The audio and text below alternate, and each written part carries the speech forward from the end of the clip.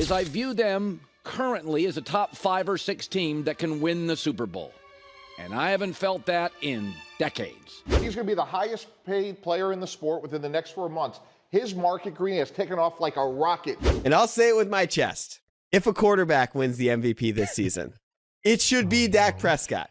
The Dallas Cowboys yet again found a way to win in a thrilling game against the Seattle Seahawks. There are definitely still a few things that can be cleaned up, but Dak Prescott and this offense is cooking. And honestly, after this game, I think Dak earned himself a spot in the MVP race. In this video, I'm going to be of course talking all about the Dallas Cowboys, recapping the win over the Seahawks, and talking about what's to come next as we start to approach playoff time. But before I begin, I would really appreciate it if you would drop a like and subscribe. It only takes 5 seconds, plus you can always change your mind. We are on the road to 20k subscribers, and with your support, I believe that we can get there super fast. Alright, so starting off with the game recap, Dak got in a rhythm early on in the first drive, completing a few passes to Ceedee Lamb, but he was unable to put the ball in the end zone, taking a sack on 3rd and goal, so instead the game started out 3-0.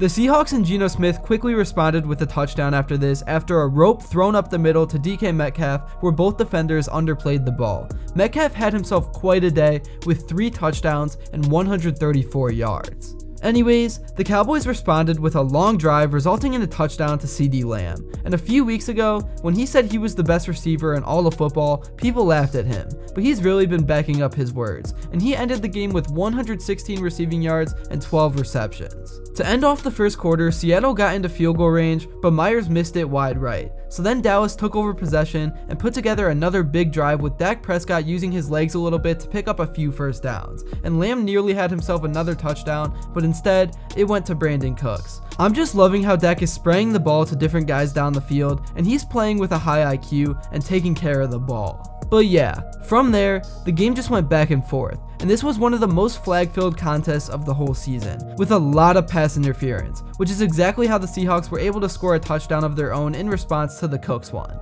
The score at halftime was 21-20, but surprisingly, the second half would have even more offense than the first. And Dak Prescott just completely took over this game, and honestly, after this performance, I think it's time to move Dak up to the second best QB in the league this season. And I would put him at 1, but I just can't with the record that Jalen Hurts has. But if he keeps putting up numbers like this, then like I said, he's gonna be a serious candidate to win MVP. As for the Seahawks, losing this game had to be an absolute punch to the gut, and it might have actually been the knockout punch to their season, because they played their heart out and still lost like that. Now, I still think they're going to make the playoffs, but they're not going to do anything, which means they'll probably go to the Super Bowl, since I just said that. Nah, I'm just playing. But yeah, Dak Prescott was the reason that the Cowboys won this game, but now I want to talk more about the receiving core as a whole that he has been throwing to, because it hasn't only been Ceedee Lamb.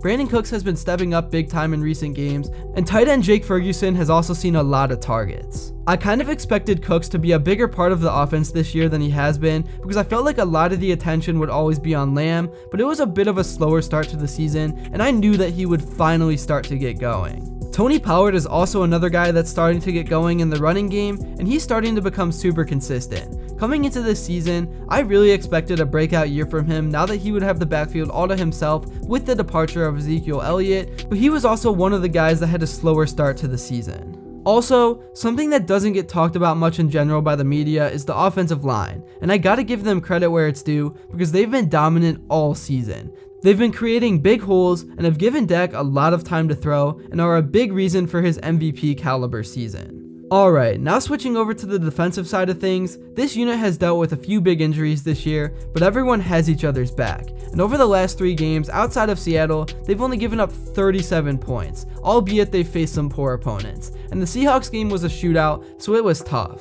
Even when they start off slow, they always finish strong, and they showed this in that Seahawks game because they committed a ridiculous amount of penalties throughout the game, and it nearly bit them in the butt. But they were able to lock in and come through big time in the 4th, and Bland had yet another interception. He seriously is becoming a legit contender for Defensive Player of the Year, because we've never seen anyone do what he is doing before. But yeah, the defense got 3 straight stops at the end of the game, and honestly, even though they would have liked to be in control of that one more than they were, at least they finally were in an entertaining game, because there's been a whole lot of blowouts, and it's probably good for them to get a few games like that under their belt, because those are the type of games that happen in the playoffs. And we all know that they have to perform in the postseason this year, or else the fan base is literally gonna riot. And I don't know if Dak Prescott will be on the hot seat because of how well he's playing, but he just can't afford to have a bad game. And I'm not saying they have to win a Super Bowl, but they need to at least get to the NFC Championship. And I hope we get to see them versus the Eagles at some point. Looking ahead at the schedule for Dallas,